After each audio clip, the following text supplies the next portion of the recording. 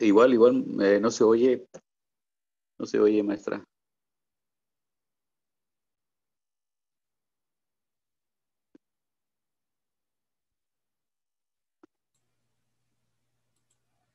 Buenas tardes, jóvenes. Estamos aquí en la clase de Derecho Romano. Ahorita vamos a hacer un recorrido por lo que estuvimos viendo de Derecho Romano. Vamos a ver en principio qué significa, qué es el derecho romano.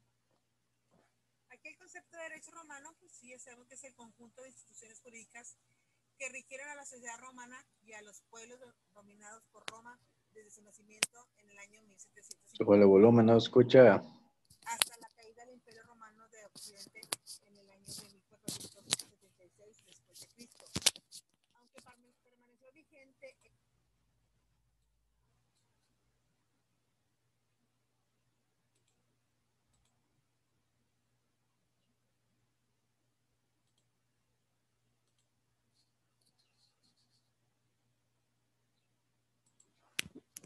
jóvenes, estamos aquí en la clase de Derecho Romano. Ahorita vamos a hacer un recorrido por lo que estuvimos viendo de Derecho Romano. Vamos a ver en principio qué significa, qué es el derecho romano. Aquí el concepto de derecho romano, pues sí, sabemos que es el conjunto de instituciones jurídicas que rigieron a la sociedad romana y a los pueblos dominados por Roma desde su nacimiento en el año 1753 a.C. hasta la caída del Imperio Romano de Occidente en el año de 1476 después de Cristo. Aunque permaneció vigente en el Imperio Romano de Oriente, también conocido como bizantino, hasta la fecha de su disolución en 1453. Las instituciones del derecho romano han sido la base de los sistemas jurídicos modernos en la mayoría de los países del occidente, así como también en alguna medida de los sistemas jurídicos de Oriente. Siendo así que las instituciones romanas pasaron a constituirse en la base de los códigos legales de la mayoría de los países de Europa continental. En materia de derecho civil y se usan sistemas derivados en otros lugares. Como ejemplo interesante, se puede citar la aplicación que tuvo en gran parte de Alemania, donde solo hasta la adaptación de un código común para todo el imperio en 1900, el derecho romano estuvo en vigor como ley subsidiaria. Es decir, se aplicó a menos que estuviera excluido por las disposiciones locales.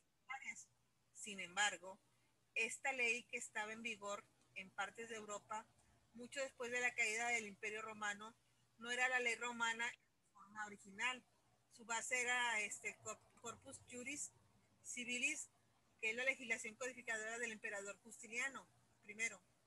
Esta legislación había sido interpretada, desarrollada y adaptada a las condiciones posteriores por generaciones de juristas del siglo XI en adelante y había recibido adiciones de fuentes no romanas. Las características del derecho romano, pues ese es un estudio de los caracteres del derecho romano, nos permite el examen que se ha hecho de sus fuentes durante todo su ciclo histórico. En efecto, se observa el primer lugar de los romanos hasta cierto punto, pues no se dedicaron a codificar, a excepción hecha de la ley de las tablas, fue una controvertida de su naturaleza, solo presenciadas en el siglo V antes de Cristo, con el código teodiciano, que es quien resolvió simular los estudios de la ciencia del derecho, observó la profusión y diversidad de los derechos y acciones y optó por la determinación de ordenarlos en fórmulas exactas. En su tiempo, como él mismo lo define, había la masa de las constituciones, los escritos de los jurisconsultos clásicos y el derecho canónico propio y vinculado al civil. Las normas para la composición del código están expuestas en la Constitución del 2 de diciembre de 435 después de Cristo, donde ordenaba la realización de una compilación formada por dos partes, constituciones y doctrinas.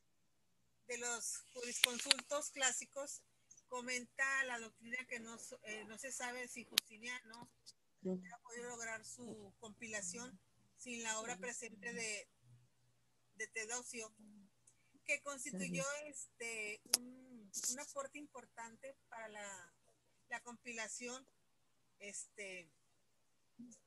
que en un siglo después, en el siglo VI, ordenaría Justiniano, y que verdaderamente puede llamarse codificadora. No codificaron en 14 siglos las fuentes del derecho. Posiblemente la carencia se deba al escaso valor de los romanos juristas sustantivos. Tal carencia No. Por el contrario, las fuentes se del codifica se debe al escaso valor de las normas derecho jurídicas relevante sustantivas en forma de derecho escrito. lo tipifica la doctrina Por el contrario, las fuentes del derecho Compañera, ¿puede apagar su micro? De por sí se escucha muy bajito, compañera Lili. con el estudio de las fuentes ¿Mande? que el derecho ¿Puede apagar su micro? Es que se escucha bien bajito el video y luego con el micro abierto no se escucha nada. previstos por el derecho quiretario o civil, basado en la ley de las 12 tablas, y solucionaron tales situaciones concediendo acciones procesales para dar protección jurídica a los hechos. De allí que se haya establecido que el derecho romano es un derecho de acciones. Este carácter se enuncia como la prioridad de la acción sobre el derecho subjetivo protegido. ¿Quién tiene el derecho subjetivo? Tiene la acción, y es la teoría clásica de la acción. La acción es el derecho de reclamar justicia cuando el derecho ha sido lesionado o ha existido despojo del mismo. Asimismo, hubo sencillez en el formalismo antiguo, así como también las soluciones en que el derecho clásico emitía a veces dificultosas la persistencia de los romanos en mantener instituciones tradicionales que no respondían a las nuevas exigencias de la vida social. Por eso nos encontramos con fuentes coetáneas como el derecho civil, el derecho pretoriano, el derecho de gentes. No obstante, la facilidad y sencillez aumentada por los jurisconsultos, hubo ausencia de sistema, porque el derecho clásico creó unas reglas desde el punto de vista de la acción, y no son la relación del derecho subjetivo que protege dicha acción. En carácter se denominan la sencillez y soluciones de ausencias del mismo. Aquí en resumen, los caracteres del derecho romano son los siguientes, y igual ya los habíamos visto, chicos. Es el predominio del derecho no escrito, la prioridad de la acción sobre el derecho subjetivo protegido, la sencillez de soluciones y ausencia del sistema, la diferenciación de conceptos, la fuerza y la tradición y la pureza del espíritu romano, los cuales permiten explicar su propia naturaleza. Además, la conexión con la realidad de las cosas, esto es la naturalidad, es concierto entre la tradición y el progreso. La concreción al prestar la atención a cada caso real. La simplicidad reflejada en la no proliferación de figuras dentro de cada campo del derecho privado. Una figura puede servir a varios fines y se procura que cada figura tenga claros y definidos linderos, evitando las mezcolancias o interferencias. Esas son a grandes rasgos las características del derecho romano. ¿Cuál es el concepto del derecho romano? Pues aquí cuando hablamos de concepto estamos hablando de la perspectiva lingüística de derecho, que proviene de la palabra sánscrita riyat, la griega erectos, la celta y germánica right o right, y la escandinava red, la inglesa right o la alemana antigua red. Las que en estas unidades de prefijo di fueron incorporadas posteriormente formando la voz directum y sus derivaciones en las lenguas de romance delito o deleito, que es portugués, Tres, que es provenzal, Detroit, que es francés, Dret, que es catalán, Red rumano, o Diritto, Diarito, que es italiano. Es una percepción romana más moderna. Ius hace referencia al derecho como conjunto de reglas que imperan coactivamente en una comunidad o para el enunciado de los principios y derechos fundamentales de las personas. Los principios dogmáticos fundamentales que estuvimos analizando, cuando nos habla del derecho, esta palabra tiene dos acepciones. La primera es el derecho objetivo, que nos dice que es el conjunto de normas jurídicas por las que se rige una sociedad y que pueden imponer a un sujeto por la fuerza o por su carácter de obligatoriedad. El derecho subjetivo, pues, es la facultad que el ordenamiento jurídico concede a un particular para determinadas cosas. Por ejemplo, una persona puede tener derecho a la propiedad de un determinado bien. ¿Cuáles son los conceptos romanos? Aquí sí los estuvimos viendo, si ustedes recuerdan que era ius, fas, iuris, pracepta, y mores o marium. La palabra ius significa derecho en el sentido del derecho objetivo. En el sentido subjetivo se usa ius más el nombre del derecho o al que se refiere por el nombre de ius commercium, derecho a comerciar. Sin embargo, la palabra ius también se identifica con el término justicia, equiparándose a lo bueno o a lo justo. En la época arcaica aparece la dualidad entre ius y fas, aunque al principio estos dos conceptos están unidos. Ius era lo justo, mientras que fas era lo lícito. En aquella época se utilizaron como adjetivos. Fas es la condición divina de la lictitud y de una conducta. Recordemos que en aquellos tiempos el derecho y la religión estaban aún sin deslindarse, ya que en el siglo I antes de Cristo se diferenciaban el ius y el fas en el sentido de que fas es el derecho divino y ius es el derecho humano, como consecuencia de la secularización de la sociedad que hace a ambos conceptos se separen. En esa época clásica aparecen también el ius, pracepta o preceptos jurídicos fundamentales expuestos por Fupiano, que son el vivir honradamente, el dar a cada uno lo suyo y no perjudicar a otro. Así pues, lo bueno es común a lo moral y al derecho, mientras que lo justo es específico del derecho. Según Upiano, la justicia es la voluntad constante y perpetua de dar a cada cual lo suyo. Que si bien vemos, chicos, pues sigue siendo aquí sí la justicia, si le damos a cada quien lo suyo o lo que realmente nos corresponde, aquí sí nos sigue aplicando desde esa época ese concepto, sí viene a bien. Así, bueno, común a lo moral derecho, mientras que lo justo específico, o sea, igual, quien le encarga lo suyo.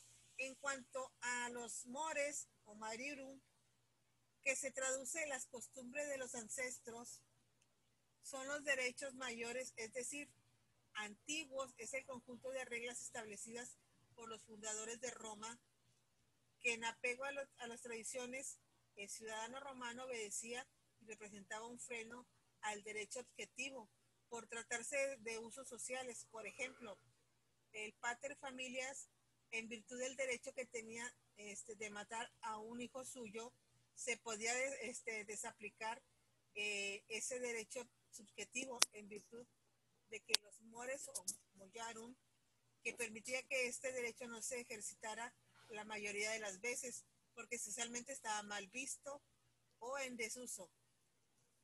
En este sentido, infringiere una disposición establecida por los mores o maroyum, o las costumbres de los antepasados, que los romanos consideraban la fuente de todo derecho.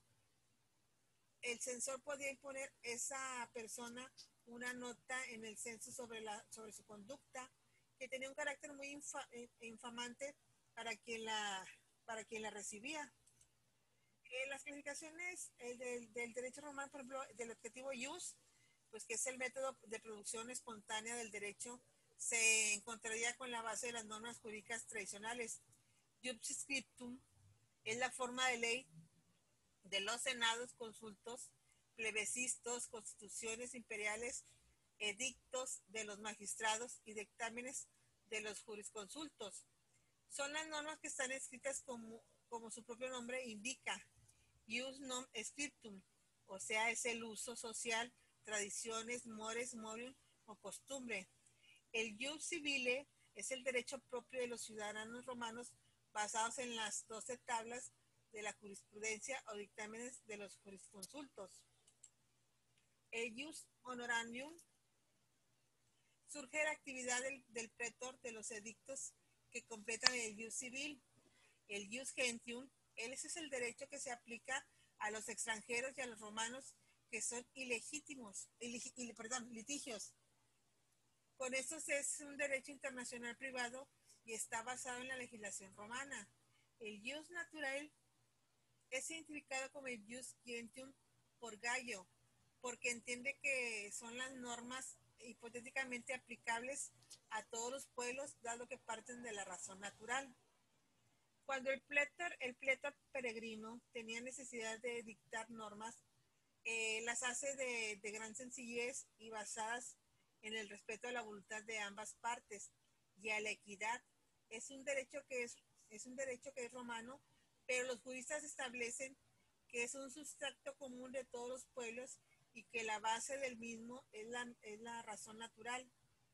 La fundación posterior de ese derecho se hace con base a unos criterios filosóficos, ocultándose que se trata de estructuras jurídicas propias del derecho romano, que contempla, por ejemplo, la esclavitud, que iría contra la razón, contra ese hipotético derecho natural. El ius publicum es creado por las leyes públicas y se equipararon a estas, a los senados, consultos o constituciones imperiales.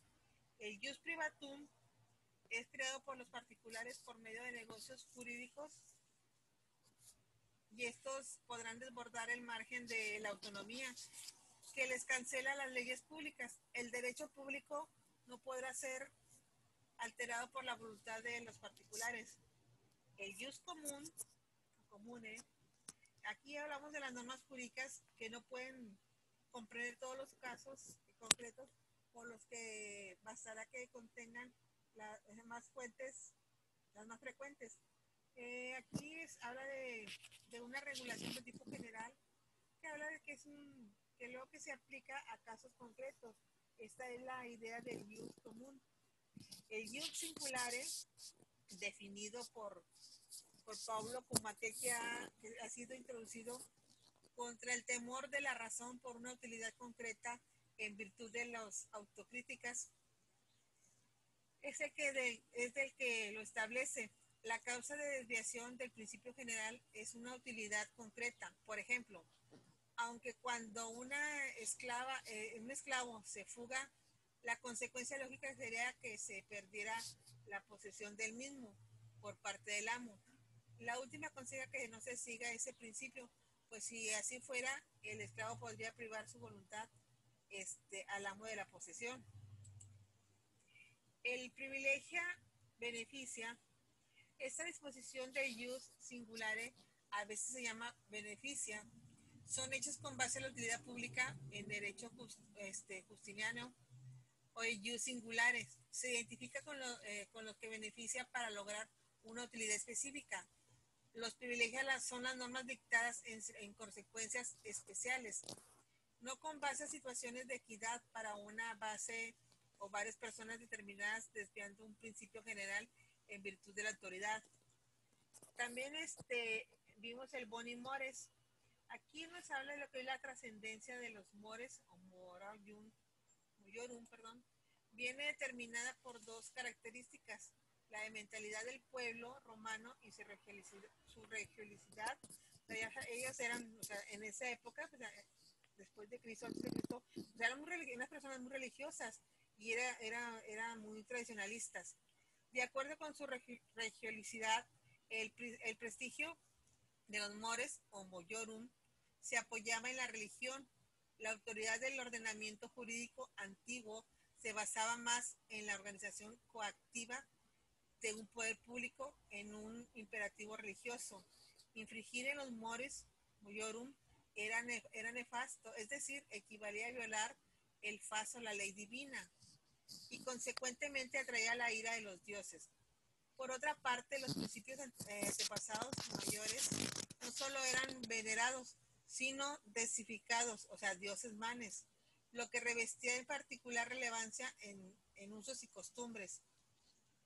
Pero el prestigio de los mores, como Yorum, se entendía también como el apego del romano a la tradición y lo que se manifiesta jurídicamente en el hecho de que cuando se propone una ley no es presentada nunca como una innovación, sino como una confirmación de morus o moyorum. Contra los malos usos, las costumbres de los antepasados vienen a considerarse pues las buenas costumbres por excelencia, el boni morus. Cicerón afirmaba que si él propusiera una ley que no existiera en la República, sin duda se hallaría en el mos, o sea, la costumbre de los antepasados. El morus moirum, demos, costumbre, mayor, que en aquel plural se refiere en el sentido estricto a 2 generaciones anteriores y en el sentido amplio de los precederos a los mismos antiguos. El justita, que es el derecho romano, no es una ciencia anclada en el mundo de los valores ideales, sino una justicia, y la justicia se cierne sobre la realidad viva del suceso humano. Ulpiano define la justicia como la constante perpetua voluntad de dar a cada uno su derecho. La justicia no es justicia para la más alta justicia, sino la justicia terrena que es establecida por una cierta igualdad entre los hombres. Propone la consecuencia del bien común. La justicia se concreta en ordenar las acciones exteriores de conformidad de los mandatos del derecho positivo. Lo que falta de la definición romana es una determinación de la regla que sirve para descubrir el derecho de cada cual en los distintos momentos en que en las diferentes situaciones, en las contingencias de hecho a que está sometida la vida social. Sin embargo, no carece el jurista del criterio preciso para distinguir justo de lo injusto, lo lícito de lo ilícito. Aequitas, ese jus que debe adaptarse a las singularidades de cada hecho, negocio, relación, a vida, cuenta de la mudanza cotidiana a que es llevada la vida social. Hay cuestiones en que la ley deja sin responder, sea por defectuosa dicción, por su angostura formal o porque el espíritu de los nuevos tiempos la ha agotado y envejecido. En este caso interviene la aequitas, que restablece la justa proporción entre el derecho y vida. La acomodación del jus a nuevas exigencias fue realizada por el pretor y los emperadores bajo la guía prudente de los juristas. La equitas triunfa en el jus gentium, abriendo camino al derecho universal. Aquí nos habla también del derecho justiniano, que asigna a la aequitas el significado que albergan los términos piedad, caridad, humanidad, benevolencia. Las aequitas clásicas trae el concierto derecho y justicia. Sustancia de derecho es la aequitas. Si por aequitas se entiende la justa adhesión de la norma positiva a la mudable vida social que regula. La jurisprudencia, Ulpiano la define como el conocimiento de las cosas divinas y humanas, la ciencia de lo justo y lo injusto. Si el derecho se refiere a la vida, la ciencia jurídica ha de ser ante todo y sobre todo un quehacer vital, un ocuparse de lo necesario. El jurista debe descubrir el brote espontáneo de esta regla que está en la naturaleza de las cosas. En cualquier caso, el conocimiento de las cosas divinas y humanas no es de orden especulativo, sino práctico. La prudencia no es el conocimiento en sí y por sí, sino que consiste en el arte que nos lleva a alcanzar algunas cosas y a huir de otras, puesto que la mirada siempre es lo que es bueno y justo, ha de encontrar solución a problemas vitales. El jurista romano no coloca los fríos y los rígidos esquemas doctrinales por encima de los fines y de las necesidades de la vida. Antes de meter el derecho a un cuadro de rigor lógico, eh, lo que interesa es acomodar el razonamiento jurídico a las exigencias prácticas. El jurista romano es un intérprete de lo humano eterno, de la tradición inderogable que es la sustancia de la historia. Aquí, chicos, pues ya hemos visto, hemos hecho un recorrido por todo lo que estuvimos viendo en cuanto a lo que es el derecho romano. Les estuve ahí, estuvimos viendo eh, la historia, ¿sí? Aquí cuando hablamos un poquito de la historia política del derecho romano, pues, por ejemplo, tenemos el derecho arcaico, que fue de 1753 a.C. y 1367 a.C. El derecho preclásico, pues aquí está del 27 a.C. y al 367 a.C. El derecho arcaico, aquí nos habla del ius civile, el formalista, el patriarcal y el exclusivo. El derecho preclásico es el ius civile, que es el procedimiento de leyes y acciones. La exclusivista, que es el ius gentium. El patriarcal, que hablamos del procedimiento formulario. Y del solemne. Aquí cuando hablamos del derecho solemne, que es dentro del derecho preclásico, hablamos del ius honorarium. El derecho clásico es el ius civile o el ius gentium. Esta constitución autonómica es del 212, el ius civil, ius honorarium, es del edicto prefecto de Silvio Juliano en 130, y el ius novum es del cognito extraordinarium. El derecho postclásico, que es la función de estratos anteriores, el ius civile, el ius gentium y el ius honorarium. Aquí hay una separación entre el derecho oficial y el popular, el vulgarismo de la degradación y de conceptos institucionales. Aquí el derecho romano vulgar, o sea, simplificado, realista y vuelto al primitivo jurídico. ¿Cuáles son los sistemas de fuentes? Bueno, las fuentes en particular del derecho jurisprudencial, el confucionalismo de fuentes postclásico y las escuelas de derecho. Las fuentes en particular, pues como yo les estuve comentando, los mores maiorum, la ley de las 12 tablas, las legas comitiales, los plebiscistas, los edictos magistrum, los senatus consulta, las constituciones imperiales, leyes, la jurisprudencia.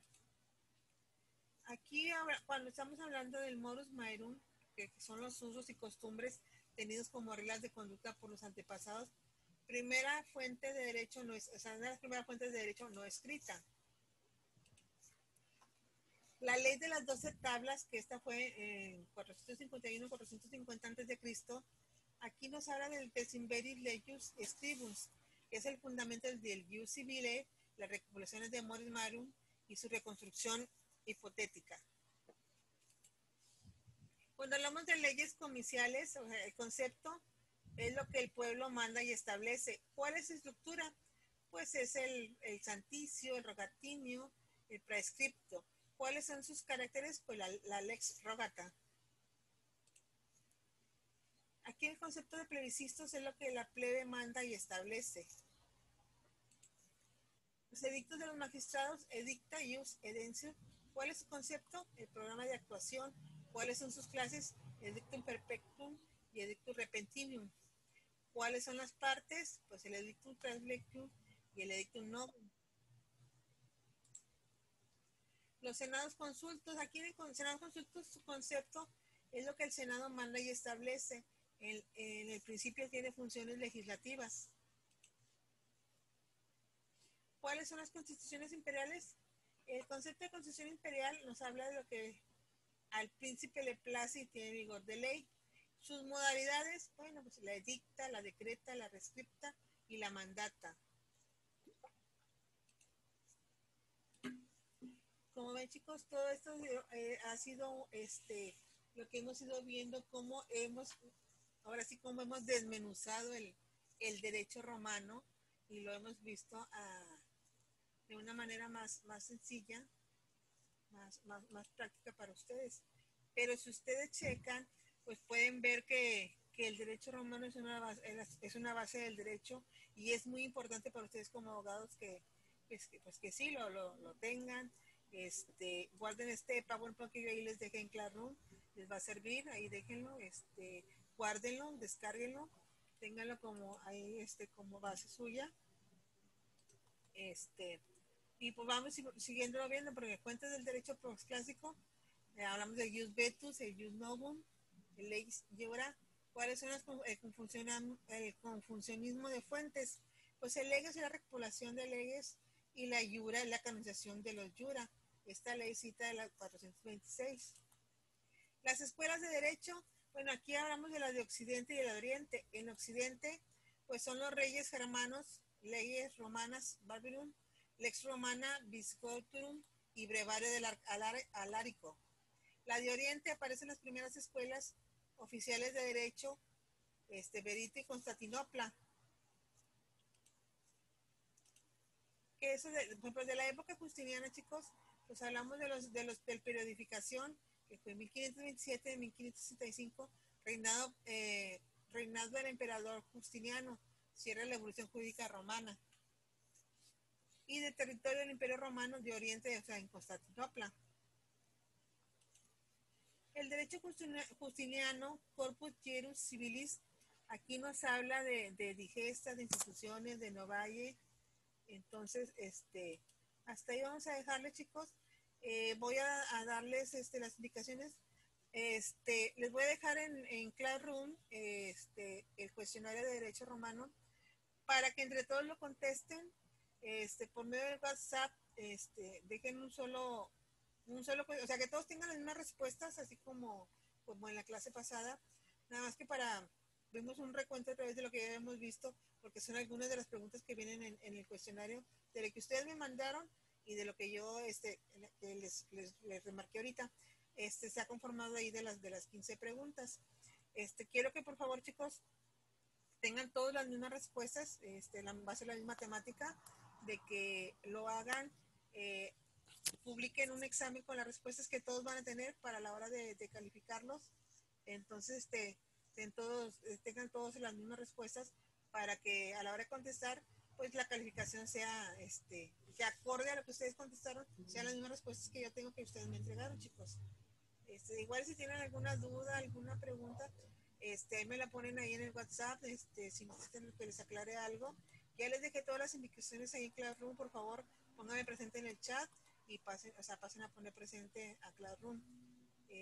Sí, de igual manera, como les digo, si tienen alguna duda en cuanto al trabajo, al proyecto, háganmelo saber por medio del WhatsApp y yo ahí les respondo cualquier duda. Ahí se lo vamos a estar despejando. Maestra, ¿cuál es su número telefónico? Lo de la conferencia que nos va a dar que nos va a dar ese hombre. Y pues ya nos vamos a poner de acuerdo también, ya sea que sea en sábado, o sea, igual como se mayor, o sea, vamos a hacer un consenso, se facilita más que fuera en sábado o fuera entre semana, a ver a qué hora se pueden conectar, hacer un consenso entre todos y estipular una hora para que nos nos dé a esa hora la conferencia, estar todos a la misma hora conectados y que se les facilite a ustedes poder entrar y poder participar. Bueno, chicos, entonces aquí terminamos la clase.